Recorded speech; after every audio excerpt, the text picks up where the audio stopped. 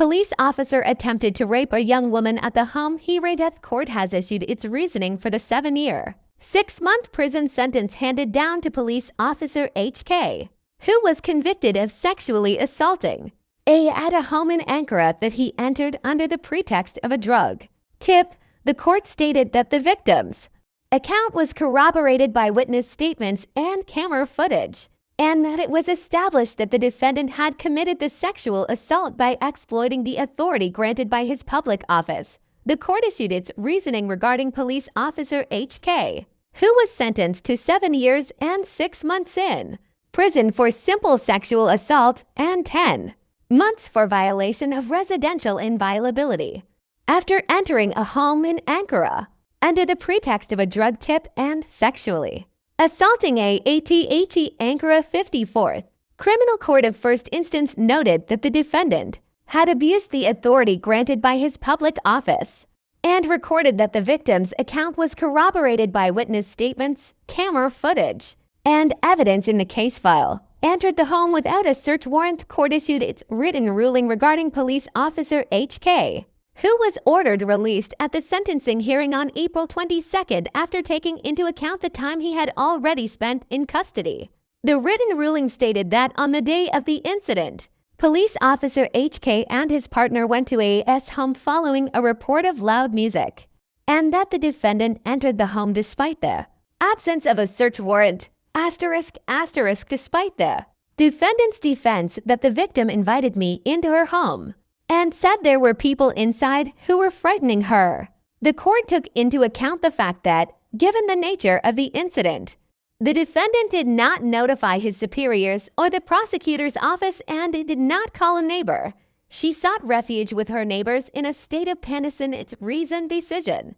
The court found AA's account to be sincere, consistent with other evidence in the case file. The decision cited the victims seeking refuge with neighbors in a state of panic immediately after the incident, providing similar accounts to different individuals, and the consistency of witness statements as grounds for conviction. The police tried to assault me. The court assessed that AS statements made immediately after the incident while knocking on neighbors' doors, such as the police officer tried to sexually assault me, he touched me, he exposed his genitalia, and don't let him do this to me, emerged spontaneously, thereby weakening the likelihood that the allegations were fabricated afterward. The ruling emphasized that the victim's failure to actively resist due to fear during the incident does not imply that the crime did not occur. The court found AA's account that she was afraid of the defendant's authority as a police officer, feared she might be harmed, and therefore tried to gain the defendant's trust in order to escape, to be credible.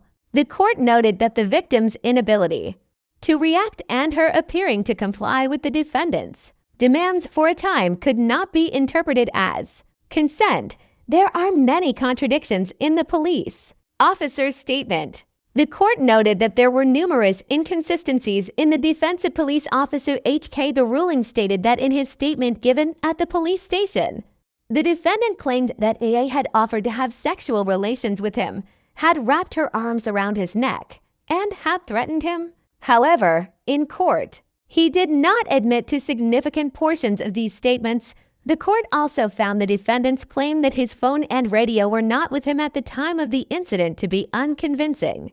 The reasoned decision pointed out that it is not consistent with the normal course of life for a police officer to leave his communication devices in the vehicle while responding to a call at night. The court also found the defense's claim that the defendant's partner left him alone at the victim's home and departed the scene to be contrary to duty regulations. The ruling stated it is not considered plausible that the other police officer left defendant HK at the victim's home, boarded the patrol car, and departed the scene. Camera recordings support the victim's account. Court noted that the camera recordings also supported the victim's account. The footage showed A exiting the apartment building in a state of panic, the defendant following him, and the defendant remaining by his side despite the victim's objections. The statements of neighboring witnesses also played a role in the grounds for the conviction. It was noted that one witness reported that when A came to their door, he said, This isn't a police officer. He touched me and exposed his genitals, while another witness described the victim as calling out for help with the words, "Help me." The court assessed that, despite being intoxicated at the time of the incident, A expressed himself clearly and consistently according to the witnesses' accounts, and that his reactions immediately following the incident were consistent with the trauma he had experienced, abused the influence conferred by his public office. The court also noted that the defendant's police identity was a decisive factor in the incident. The ruling stated that EA opened the door because they were police officers, permitted a search when told there was a drug tip, and that the defendant used this authority as a means of pressure against the victim. For this reason, the court applied Article 100 to 3b of the Turkish Penal Code TCK in the sexual assault case and decided to increase the sentence on the grounds that the influence derived from a public office was abused.